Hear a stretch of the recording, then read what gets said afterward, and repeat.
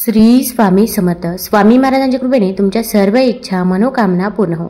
All-rounder या Marathi YouTube चॅनलवर तुमचं मनापासून स्वागत आहे. आजपासून श्रावण महिना सुरू झालेला आहे. श्रावण महिन्यात येणाऱ्या प्रत्येक वाराला विशेष असे महत्त्व आहे. श्रावणी सोमवार, मंगळवार या दिवशी मंगळागौर साजरी केली जाते. तसेच शुक्रवारचा दिवस ज्योतीची पूजा करण्यासाठी समर्पित असल्याचे मानले जाते. मान्यतेनुसार ही पूजा संततीच्या रक्षणासाठी केली जाते. यावेळी ज्योतीच्या पूजेसह कुलदेवी आणि देवी लक्ष्मीची विशेष पूजा करण्यात येते. मान्यतेसह श्रावणात येणारा प्रत्येक शुक्रवार हा महादेवासह ज्योती मातेला, अन्नपूर्णा मातेला समर्पित आहे. आजपासून श्रावण सुरू होत असून आज पहिला श्रावणी शुक्रवार देखील आहे. तर दुसरा श्रावणी शुक्रवार 1 ऑगस्टला आहे. तिसरा श्रावणी शुक्रवार 8 ऑगस्टला आहे. तसेच चौथा श्रावणी शुक्रवार हा 15 ऑगस्टला आहे. तर शेवटचा श्रावणी शुक्रवार हा 22 ऑगस्ट रोजी आहे. या सर्व शुक्रवारच्या दिवशी ज्योतीची विधिवत पूजा करून तिला नैवेद्य दाखवला जातो. श्रावणी शुक्रवारी कुलदेवी आणि देवी लक्ष्मीसह ज्योतीची पूजा करावी. यामध्ये फुले, आघाडा व दुर्वा या गोष्टी एकत्र करून केलेली माळ, हळदी कुंकू लावलेले 21 मण्यांचे कापसाचे वस्त्र, गंध, हळदी कुंकू, तांदूळ लावून ज्योतीची पूजा केली जाते. त्यासोबत पूर्णाचे 5, 7 किंवा 9 असे दिवे करून लक्ष्मी मातेची ज्योतीची आरती म्हटली जाते. विड्यांच्या पानांबरोबर सुपारी व फळे ठेवून दूध, साखर आणि चणे फुटाण्याचा नैवेद्य दाखवला जातो. ज्योतीची पूजा झाल्यानंतर तिचे औक्षण करून आरती म्हटल्यानंतर घरातील लहान मुलांना पाटावर बसून त्यांचे औक्षण केले जाते. त्यांच्या कल्याणासाठी आणि दीर्घायुष्यासाठी प्रार्थना देखील केली जाते. मग आता आपल्याला या दिवशी अन्नपूर्णा मातेला एक वस्तू अर्पण करायची आहे की ज्यामुळे आपल्या आयुष्यामध्ये जे काही दुःख, दारिद्र्य, गरिबी, संकटे, अडचणी, अडथळे चालू आहे तर ते दूर होण्यास मदत होईल व आपल्या मुलांची देखील प्रगती होईल. तसेच घरामध्ये आजारपण देखील असतं किंवा भांडण, दंडे, वादविवाद देखील होत असतात. संतान प्राप्ती होत नाही, विवाह जुळून येत नाही, अशा अनेक समस्या असतात. तर या सर्व समस्या दूर करण्यासाठी या दिवशी कोणते उपाय करावे, कोणत्या सेवा कराव्या याबद्दलची माहिती मी आज तुम्हाला या व्हिडिओमधून देणार आहे. तत्पूर्वी तुम्ही ऑलराऊंडर या चॅनलवरती नवीन असाल तर चॅनल लाईक करा व सबस्क्राईब देखील करा. तसेच शेजारील नोटिफिकेशन बेल देखील प्रेस करा जेणेकरून मी जेव्हा पण नवीन व्हिडिओ बनवेल तर तो व्हिडिओ तुम्हाला सर्वात अगोदर दिसेल. तसेच कमेंटमध्ये श्री स्वामी समर्थ किंवा ओम अन्नपूर्णे नमः किंवा हर हर महादेव लिहायला विसरू नका की जेणेकरून आपल्याला देखील भगवान भोलेनाथांचा आशीर्वाद हा प्राप्त होईल. आता या दिवशी आपण काही उपाय करायचे आहे. सर्वात प्रथम आपण देवघरामध्ये एक दिवा लावायचा आहे. तसेच तुळशीजवळ देखील एक दिवा लावावा. जेव्हा आपण प्रसन्नमय, मंगलमय वातावरणामध्ये एखादा उपाय करत असतो तर तो उपाय नक्कीच फलदायी ठरत असतो. आता आपण अगोदर ज्योतीची पूजा करून घ्यायची आहे. मुलांचं औक्षण देखील करायचं आहे. आता मग या दिवशी मुलांचं औक्षण कसं करायचं तर एक ताट घ्यायचं आहे. ताटामध्ये आपण कुंकू घ्यायचं आहे, हळद घ्यायची आहे, थोड्याशा अखंड अक्षता ठेवाव्या, एक सुपारी ठेवायची आहे, एक सोन्याचा दागिना ठेवायचा आहे आणि कणकेचा दिवा घ्यायचा आहे. कणकेचा दिवा बनवणे शक्य नसेल तर अशा वेळेस मातीची पंती घेतली तरी पण चालेल. अगदी आपला मुलगा लहान असो किंवा मोठा असो किंवा मुलगी असो तरी पण आपण त्यांचं औक्षण हे करायचंच आहे. कारण की प्रत्येक आईवडिलांची इच्छा असते की आपल्या मुलांची प्रगती व्हावी. मग अभ्यासात असेल किंवा नोकरीत असेल, कोणत्याही क्षेत्रामध्ये त्याने मागे राहू नये. पण पाहिजे तसं होत नाही. मुलं अभ्यास तर करतात पण त्यांना पाहिजे तसे मार्क्स मिळत नाही किंवा त्यांच्या अभ्यासामध्ये लक्ष लागत नाही किंवा मुलांना वाईट संगत देखील लागलेली असते. घरामध्ये उद्धटपणे बोलतात, चिडतात, रागवतात, अशा अनेक समस्या आपल्याला मुला किंवा मुलीबाबत असतातच. तर यासाठी तुम्ही मुलांना या दिवशी आवर्जून ओवाळायचंच आहे. म्हणजे ज्योती मातेला फक्त दीर्घायुष्यासाठीच ओवाळलं जात नाही तर त्यामध्ये आणखीन देखील प्रतिमा आहे आणि आपल्या मुलांना देखील धैर्य प्राप्त व्हावं, तसेच त्यांचं व्यक्तिमत्व सुधारावं यासाठी देखील मुलांना या दिवशी आवर्जून ओवाळलं जातं आणि ज्योती मातेची देखील पूजा केली जाते. तर मुलांना पाटावरती किंवा चौरंगावरती बसवायचं आहे. बसवताना पूर्वेकडे किंवा पश्चिमेकडे तोंड करून बसवावं. फक्त दक्षिण दिशेकडे तोंड येणार नाही याची आपण काळजी घ्यायची आहे. त्यानंतर पहिल्यांदा आपण मुलांना टिळा लावायचा आहे. कुंकवाचा टिळा लावावा. मुली असेल तर मुलीला हळदी कुंकू लावायचं आहे. थोड्याशा अखंड अक्षता देखील अर्पण करायची आहे. त्यानंतर आपण सुपारीने आपण मुलांना ओवाळायचं आहे. सुपारीसारखी आपली मुले टणक व्हावी यासाठी सुपारीने ओवाळलं जातं. तसेच आपली आजी नेहमी म्हणायची की औक्षण करत असताना सोन्याचा दागिना हा वापरायचाच आहे. कारण की आपल्या मुलांना सोन्यासारखं तेज प्राप्त व्हावं किंवा मुलीला सोन्यासारखं तेज प्राप्त व्हावं म्हणून सोन्याच्या दागिन्याने ओवाळलं जातं.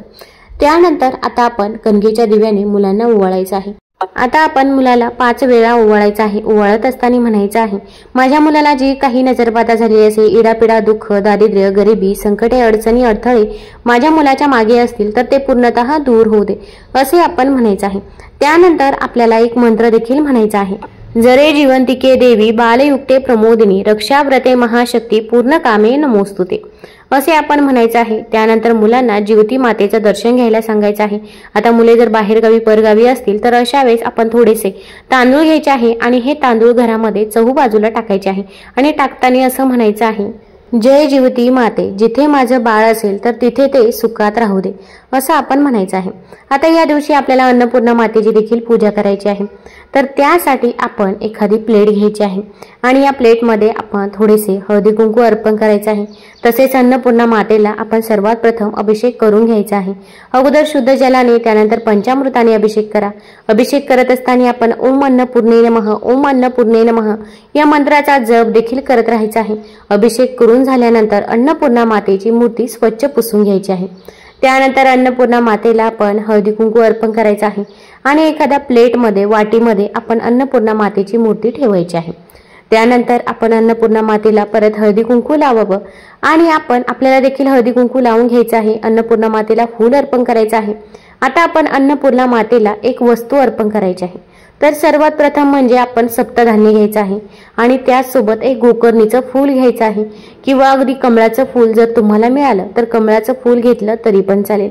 गोकर्णीच्या फुलाचं देखील खूप महत्त्व आहे। वास्तुशास्त्रात गोकर्णीचं फूल अपराजिता हे सुख, समृद्धी आणि नशिबाचे प्रतीक मानले जाते। गोकर्ण फुलाचा उपयोग महादेव, विष्णू, शनिदेव, देवी लक्ष्मी आणि दुर्गा देवीच्या पूजेत केला जातो। गोकर्ण फुलाचे अनेक फायदे शास्त्रात सांगण्यात आले आहेत। घरामध्ये गोकर्णी लावल्याने घरामध्ये सकारात्मक ऊर्जा संचारते। गोकर्णीमुळे माता लक्ष्मी प्रसन्न होते आणि कुटुंबात सुख समृद्धी नांदते। तसेच धर्मग्रंथानुसार गोकर्ण फुलाला अपराजिता, विष्णुप्रिया, विष्णुकांता इत्यादी नावाने देखील ओळखले जाते।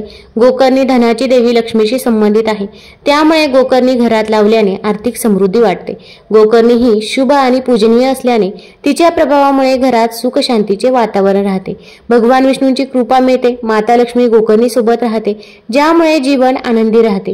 कुंडलीत शनिदेवाची स्थिती वाईट असेल तरीही गोकर्ण खूप फायदेशीर आहे। गोकर्ण फुलाने शनिदेवाचा कोप शांत राहतो आणि घरातील सदस्यांचे मन स्थिर राहते असे मानले जाते। यामुळे सकारात्मकता घरामध्ये राहते, त्यामुळे सर्व कामे व्यवस्थित होतात। त्यामुळे आपण या दिवशी गोकर्णीचं फूल आवर्जून अन्नपूर्णा मातेला अर्पण करायचे आहे। त्याचसोबत आपण भगवान भोलेनाथांना देखील हे अर्पण करायचे आहे, कारण की हे फूल त्यांना देखील खूप प्रिय आहे। आता आपण सप्तधान्य घ्यायचं आहे। सप्तधान्यामध्ये मग तुम्ही गहू, बाजरी, मूग, मसूर जे काही सप्तधान्य आहे तर ते सप्तधान्य तुम्ही घेऊ शकता। घरामध्ये प्रत्येकाच्या सप्तधान्य हे असतंच। आता हे सप्तधान्य आपण अन्नपूर्णा मातेला अर्पण करायचं आहे। अन्नपूर्णा मातेला अर्पण करत असताना ओम अन्नपूर्णे नमः, ओम अन्नपूर्णे नमः या मंत्राचा 11 वेळा जप करायचा आहे। तसेच हे सप्तधान्य माता अन्नपूर्णेच्या खांद्यापर्यंत येईल तोपर्यंत आपण अर्पण करतच राहायचं आहे आणि मंत्राचा जप करत राहायचा आहे। आता खांद्यापर्यंत आल्यानंतर आपण ओम नमः शिवाय, ओम नमः शिवाय या मंत्राचा जेवढ्या वेळा शक्य होईल तेवढ्या वेळा जप करायचा आहे। त्यानंतर अन्नपूर्णा मातेला तुमची जी काही इच्छा आहे, मनोकामना आहे तर ती सांगायची आहे। कठीणातील कठीण कोणतीही इच्छा असो, घरामध्ये पैसा येतो पण तो पैसा स्थिर राहत नाही किंवा मुलांची प्रगती होत नाही, संतान प्राप्ती होत नाही, विवाह जुळून येत नाही, ज्या काही समस्या आहेत तर त्याबद्दल आपण अन्नपूर्णा मातेला सांगायचं आहे। कारण की अन्नपूर्णा माता ही आपल्या घरामध्ये कधीही अन्नधान्याची कमतरता ही भासून देत नाही। त्यासोबत अन्नपूर्णा मातेमुळे आपल्या घरामध्ये सुख, शांती, समृद्धी येत असते। आता प्रत्येकाच्या घरामध्ये अन्नपूर्णा मातेचा फोटो हा असायलाच हवा। अगदी फोटो किंवा मूर्ती ठेवा आणि जर नसेल तर या श्रावण महिन्यामध्ये तुम्ही अन्नपूर्णा मातेची मूर्ती घरामध्ये आवर्जून आणायची आहे।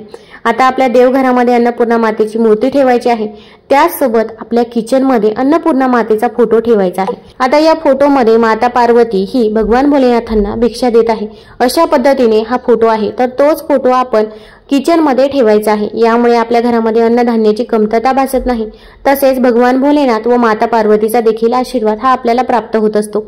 आता हे सप्तधान्य आपण घरामध्ये किती वेळ ठेवायचं आहे तर श्रावण शुक्रवारी तुम्ही दिवसभर हे सप्तधान्य तिथेच ठेवायचं आहे आणि नंतर दुसऱ्या दिवशी श्रावण शनिवारी आपण हे सप्तधान्य तिथून उचलायचं आहे आणि नंतर तुम्ही ते तुमच्या घरामध्ये वापरू शकता। किंवा अगदी तुम्ही पुढच्याही श्रावण शुक्रवारी पूजा करणार असाल तर पुढच्या श्रावण शुक्रवारी जरी ते सप्तधान्य वापरलं तरी पण चालेल। पण हे सप्तधान्य आपण इतर कुणालाही द्यायचं नाही। अगदी शेजारची व्यक्ती असो किंवा कोणीही व्यक्ती असो, हे सप्तधान्य आपण आपल्या घरामध्येच वापरायचं आहे।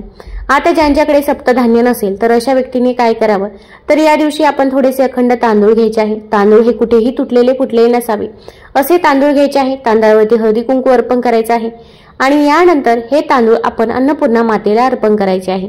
अगदी अन्नपूर्णा मातेच्या खांद्यापर्यंत तांदूळ येतील अशा पद्धतीने आपण हे तांदूळ अन्नपूर्णा मातेला अर्पण करायचे आहे। अर्पण करत असताना ओम अन्नपूर्णे नमः या मंत्राचा जप करत राहायचा आहे।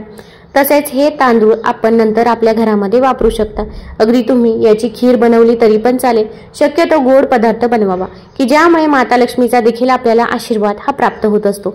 इतर कोणतेही जसे की मांसाहार असेल किंवा इतर काहीही बनवायचं असेल तर त्यामध्ये आपण या तांदळाचा वापर चुकूनही करायचा नाही। तसेच हे देखील तांदूळ आपण इतर कुणालाही द्यायचे नाही याची देखील आपण काळजी घ्यायची आहे। तुम्हाला जर हा व्हिडिओ आवडला असेल तर आपल्या ऑलराऊंडर या चॅनलला लाईक करा, सबस्क्राईब करा, तसेच शेजारील नोटिफिकेशन बेल देखील प्रेस करा।